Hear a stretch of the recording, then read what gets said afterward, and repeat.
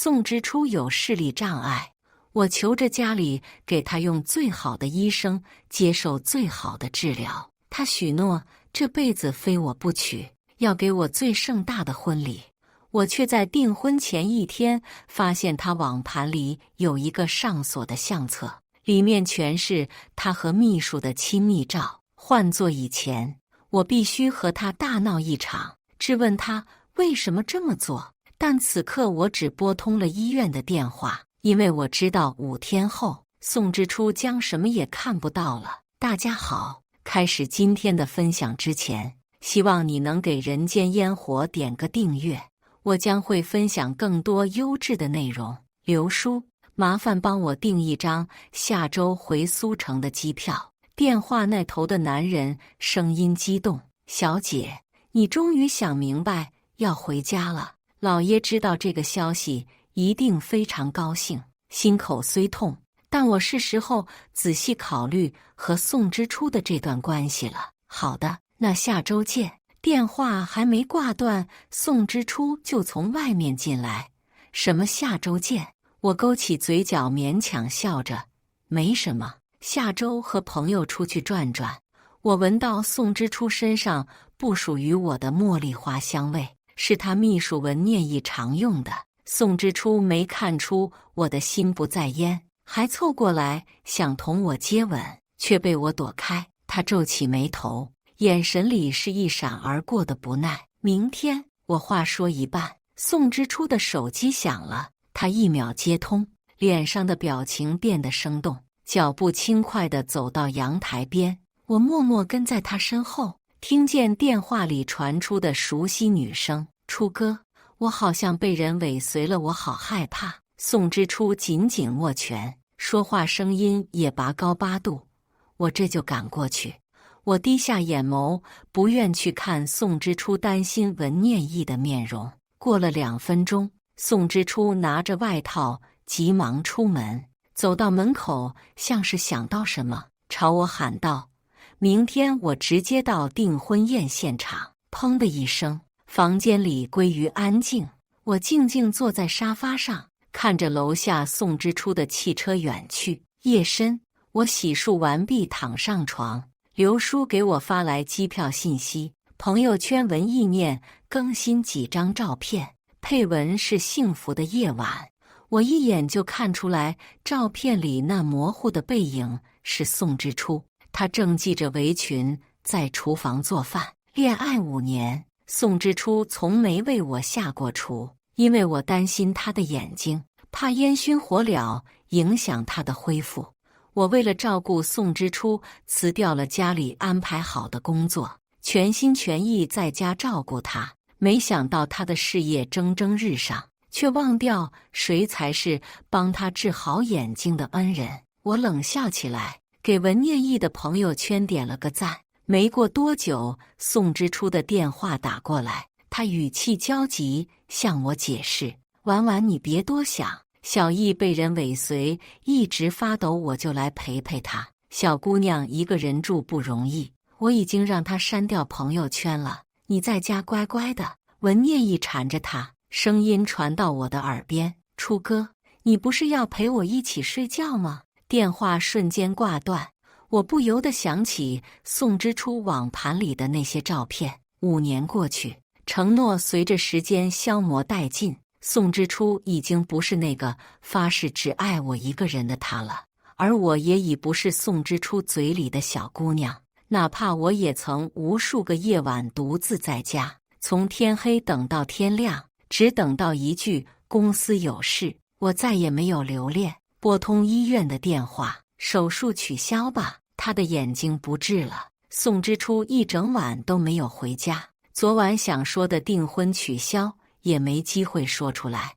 我还是想给彼此一个体面的结局，于是穿着早就买好的礼裙到达现场。10分钟后，宋之初来了，身后跟着和我身穿同款礼裙的文念义。初哥，要不然我还是走吧，我怕婉婉姐不高兴。宋之初牵着文念义的手腕走到我身边，周围宾客一副看热闹的神情。衣服是我送小易的，你不是这么小气的人吧？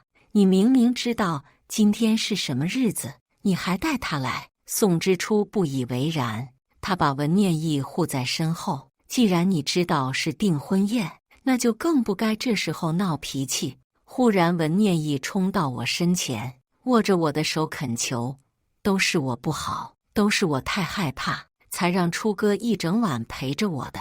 婉婉姐你怎么骂我都认了。我非常意外，挣扎想要让他松手，他却自己往后跌去，身后忽然爆发尖叫，是文意念的额头磕在桌角上，划破一道血痕。宋之初直接推开我，飞奔到文念义身边，将他抱起。他的表情心疼极了，眼里也是止不住的担忧。我被宋之初狠狠一推，摔在地上，四周一片混乱，有人踩过我的手背，眼泪瞬间滑落。宋之初抱着文念义，居高临下的看我：你太过分了，林婉婉，什么时候你变成这样的？宋之初从我的视线里再次消失。我忍着痛慢慢爬起来，我看见文念义朝我露出一个胜利者的微笑。我累极了，独自处理完订婚宴的后续，直到所有人都散场。期间，宋之初没有打来一个电话。赶到医院时，文念义躺在宋之初手臂上，额头贴着纱布。宋之初动作轻柔地喂他吃水果，见我过来，把我拽到文念义眼前，和小一道歉。我受伤的手被他死死捏着，一阵钻心的疼。宋之初像是看不见般，继续说：你这点小伤少给我装，大好的日子你非要做得一团糟才甘心。我看着他的脸，一瞬间好陌生。文念义拉宋之初，语气娇娇柔柔：别怪婉婉姐，都是我不好。宋之初心疼地抱住文念义，我看着两个紧紧相拥的身影，转身离开。我顾不上包扎手背，直接联系场地方取消了订婚宴，短信发在宋之初手机上。宋之初看见后勃然大怒：你别忘了，这个订婚宴是你求着我办的，你最好别后悔。文念义伤得很轻，宋之初却陪了他2天。我在家默默收拾东西，做着离开的准备。行李箱里没带走什么，除了宋之初拿第一笔工资给我买的项链，1000多不值钱的。我正在愣神，宋之初回来了，他手里拿着精美的包装盒，一副施恩的模样。给你买的礼物。小易说，女人是靠哄的，你都这么大人了，还和小姑娘一般计较，要真的有啥，我还和你订婚吗？我打开盒子，是某 V 定制款，价格不菲。宋之初问我喜不喜欢，我看见袋子里的小票，总共3款，我的是最便宜的。你还给谁买了？宋之初搂过我，语气难得温柔，却在说假话。别整天疑神疑鬼的，只给你买了。他坐在沙发上，眼神示意我去做饭，煲个乌鸡汤。小易胃口不好，都没怎么吃饭，你等下和我送过去，记得道歉。宋之初敲着二郎腿，拿着手机摆弄不停。我看见他脸上的笑，不用说，又是文念义的消息，你自己做，我手还没好。宋之初的声音冷了几分，你能不能懂点事？我最近很累了，不要再耍你的小脾气。我的视线定在宋之初的白衬衫上，普普通通的款式，不是我买的，我刷朋友圈见过。文念义说是买给男朋友的，我居然天真的相信了。而那件衬衫正是宋之初身上这款，他心安理得的在属于我们的订婚宴上穿了文念义送的衣服，心里像压了块大石头，呼吸困难。我冲上去扒宋之初的衬衫，他闪躲间撞碎花瓶，我不管不顾，踩着碎片，脚底拖出一道长长的血痕。你到底要干什么？你个疯子！宋之初看了眼我的脚，后退好几步，他嫌恶地把医药箱丢在我脚下，头也不回地走人。我跌坐在地板上，扯掉那条珍藏许久的项链，沾了血的珠子洒落一地。不值钱的东西和不值钱的男人我都不要了。我的脚还伤着，宋之初就要我陪他出席晚宴，到地方才发现是招商局，业内有名的企业家都在。那点心思我太明白，但还是忍痛挂着得体的笑容，一直跟在宋之初身侧。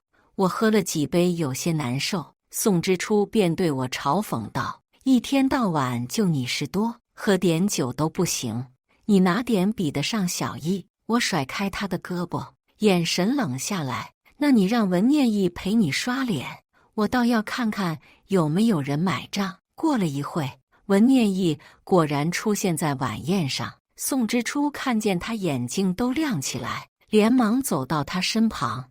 文念义手一歪，故意把红酒洒在身上，酒水顺着胸口滑落，浸湿那层薄纱。宋之初当着全场人的面把他打横抱起，消失在转角的更衣室。我坐在沙发上没有动，肩膀突然被人拍到，原来是曲木，我儿时最好的朋友。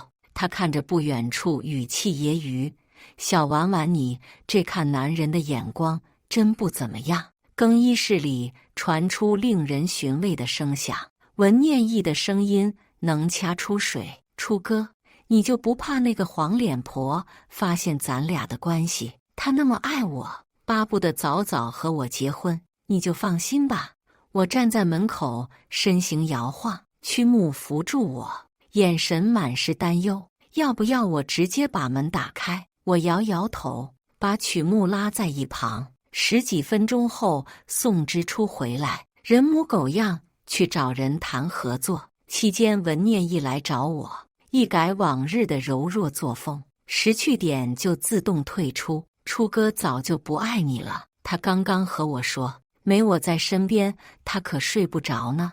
文念义故意刺激我动手，我看见宋之初正往这边走，我没给他再次嫁祸我的机会，反手一巴掌扇他脸上。宋之初的眼里要喷出火：“林婉婉，你够了！你以前不是这样咄咄逼人的人。”我看着宋之初这张我爱了5年的面庞，一点点在眼前模糊。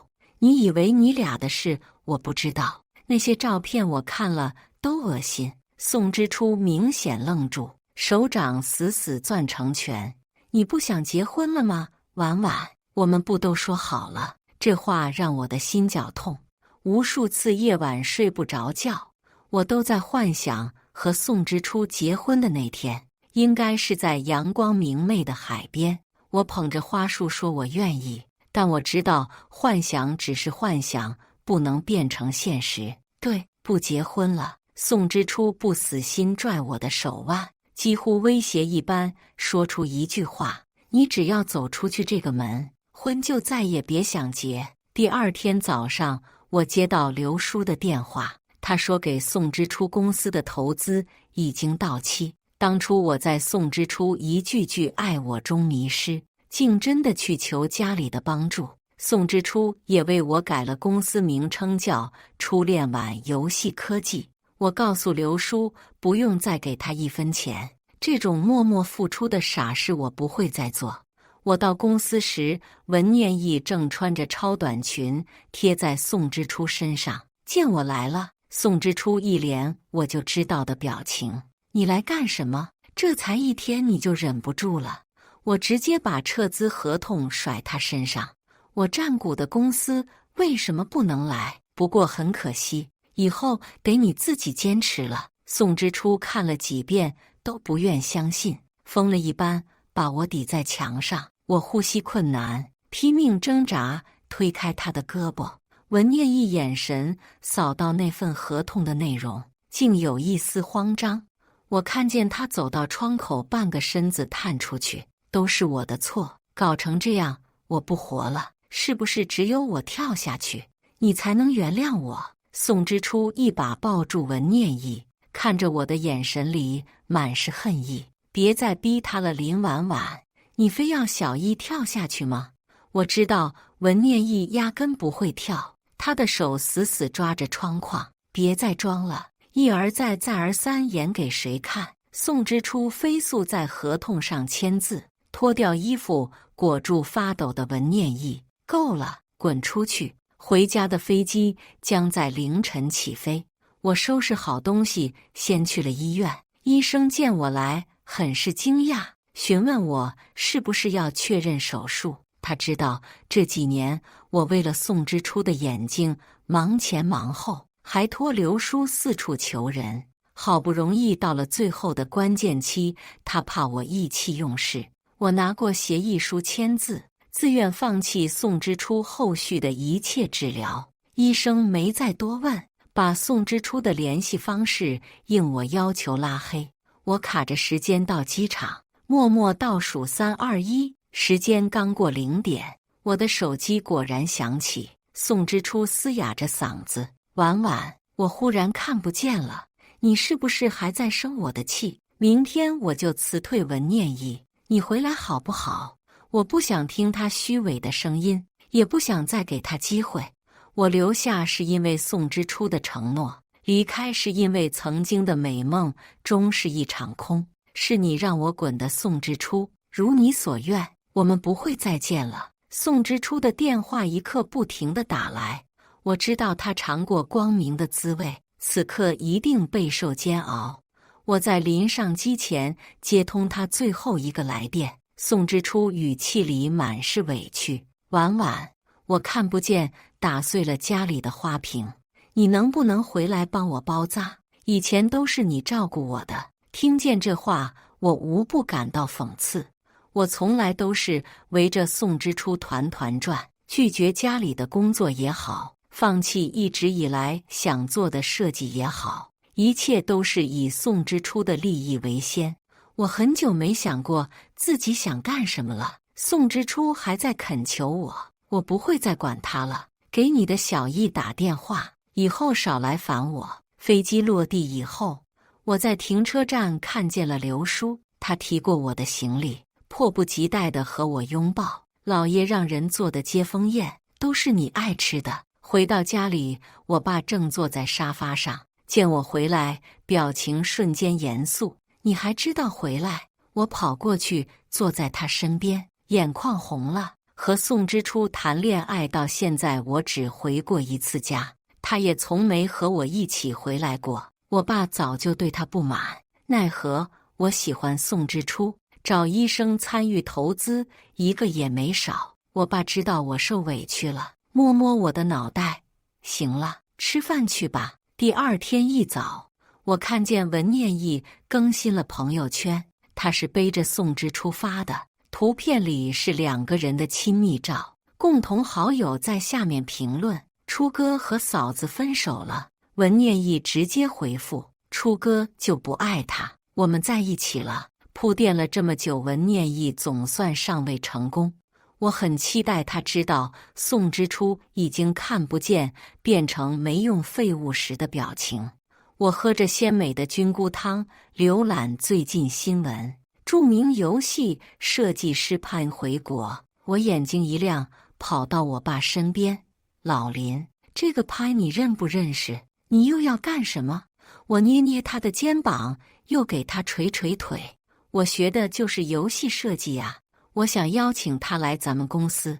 我爸定定地看着我：“那明天安排你们见一面，不过他人还在海城。”我在约好的咖啡厅等派，没过几分钟，曲木走进来，他看见我扬起一个笑容：“小婉婉，放弃渣男以后要搞事业了。”我愣了一下：“你是派？”曲木伸出手，神情也严肃不少：“认识一下。”派，外界都说这个派很难搞。我在来的路上背了一堆说辞，真的见到发现是曲木，心情便不那么糟了。如果邀请我加入，我需要听听你的想法和规划。我看着他，目光炯炯。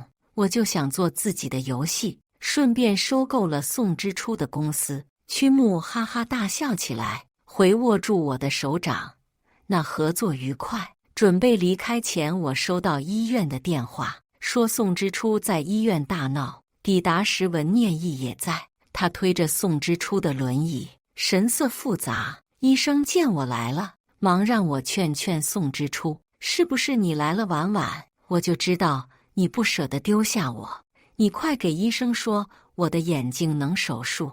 我站在原地没有动，看着宋之初跌下轮椅，想要抓我的裤脚。你的眼睛你自己治，如果非要我帮你，之前几百万的费用记得打我卡里。文念义冲上前拉着我的手腕，婉婉姐，我明天就辞职，你就帮出哥好不好？我甩开他，虚假的嘴脸让我恶心。你不是他的好秘书吗？做个手术而已，你花钱帮他。我拉黑了一切宋之初的联系方式，和曲木回到苏城。我爸给我安排的公司正在突破设计方面的难题，有了曲木的加入，没1周就成功解决。宋之初换了很多手机卡给我发消息，有朋友告诉我他的公司已经运转不下去。文念义趁他看不见，悄悄转移了很多公司的财产。天道好轮回，我拿着收购合同找到曲木，走吧，看好戏去。宋之初神情恍惚，一脸胡茬。文念义穿着名牌套裙，一脸容光焕发。我开门见山，把收购协议丢在桌子上。文念义看见上面写的100万，满脸不可置信。你拿这点钱打发叫花子呢？我眯起眼睛，用嘴型警告他，花宋之初的钱爽不爽？文念义连忙哄着宋之初签字，100万打到公司账上。宋之初还想挽回我，流下几滴鳄鱼的眼泪。我知道他的好日子走到头了，语气冰冷，回敬他当初对我讲的话，滚出去。接下来的半个月，我都和曲木泡在研发室里。公司的游戏研发到了关键期，只要突破技术难关，就能成功上市。在月底，公司的游戏卖了专利，一经上线就受到很多年轻玩家的喜爱。曲木收到邀请出席发布会，我陪他一起去了现场。我在人群中看见熟悉的身影，居然是宋之初。他没坐轮椅，眼睛看起来和平常人无异。我没拦住宋之初，眼看他翻身上台抢过话筒。婉婉，你就这么绝情，收购我的公司就为了他吗？曲木紧紧皱眉，眼看着就要挥拳，我急忙拦住他。我打开手机连接蓝牙，把拍到的网盘照片一张一张播放，播到最后是文念义转移公司财产的记录。宋之初不要脸的人是你，还有你真可怜。台下无数媒体的闪光灯亮着，宋之初待在台上，我让保安把宋之初请出去。发布会正常进行，有了这个插曲，把我们的游戏推到了小高潮，连续几天都是下载量榜首。当天晚上，我爸请曲木吃饭，我在厨房帮厨，手机忽然被轰炸几十个来电，我接起来，是催债的，姓宋的，再不还钱你眼睛可要小心了。原来宋之初做手术的钱是借贷的，他居然还敢留我的电话号码。我连夜飞到海城，宋之初果然在家，浑身都是伤。他把自己关在房间里躲债，门口全是拿红油漆写的还钱，几百万而已，你帮我。之前不管怎样你都会帮我的，你不是绝情的人啊，婉婉。我一把将宋之初拽出门，要债的人纷纷围上来。我听见宋之初的惨叫，心底十分爽快。我联系刘叔，让他帮我查文念义的踪迹，他还在海城。见宋之初没有利用价值，转身投入别人的怀抱，我拿新手机号给宋之初发了定位，文念义在1303。他像一头发怒的狮子，开车去往酒店抓人。我打车跟在宋之初后面，又跟着他上楼。文念义穿着性感的吊带裙，听见敲门，以为是外送红酒，他打开门，对上宋之初愤怒的眼睛，下意识就想跑。宋之初被逼急了，死死掐着文念义的脖子，骗完我的钱就想跑。文念义被宋之初抵在墙上扇巴掌，房间里的男人吓坏了，哆嗦着手报警。他在地上发抖，身上都是被打得淤青。对不起，初哥，饶了我吧。没一会，警察来了。宋之初已经丧失理智，他还想去抓文念义，却被死死扣住胳膊。贱人，你别想好好活着，等一切都处理好。我下楼碰见了曲木，他的神色焦急，见我过来，连忙查看我有没有受伤。你就不怕宋之初发疯打你吗？要不是林叔告诉我你在海城，你准备自己住哪？我晃了晃他的手臂，知道曲木是担心我。行啦，谢谢你，今晚就收留我呗。曲木怕文念义来报复我，一整晚都守在我身边。我知道文念义压根不敢，更何况他身上没一处好肉，不养个10天半个月绝对好不了。第二天，我托人打听宋之初的处罚结果，他被拘留7天，等教育完毕才能再出来。我联系朋友，大肆宣扬文念义做的好事，重点给他最近接触的几个老板老婆点火。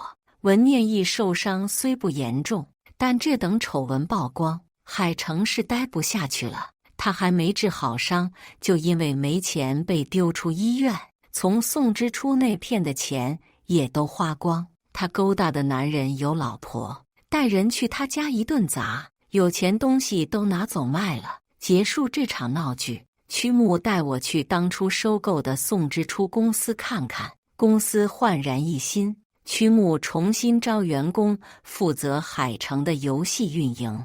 他把公司名称改掉了，现在叫向晚游戏科技。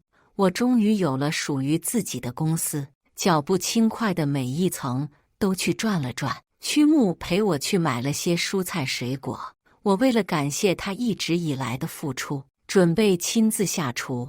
这几年给宋之初做饭已是习惯。我刚要切西红柿，曲木抢过刀，行了，尝尝我的手艺。小婉婉就看着电视等吃饭吧。我看着曲木的背影，心里暖暖的，就连吃饭时也夸他是大厨手艺。曲木被我夸得脸红，忙让我好好吃饭。几天后，宋之初被放出来，他找到公司，闯进我的办公室。我还没说话，他扑通一声跪在我的脚边，原谅我好不好？我们重新开始。我就是一时被那个贱人迷了眼。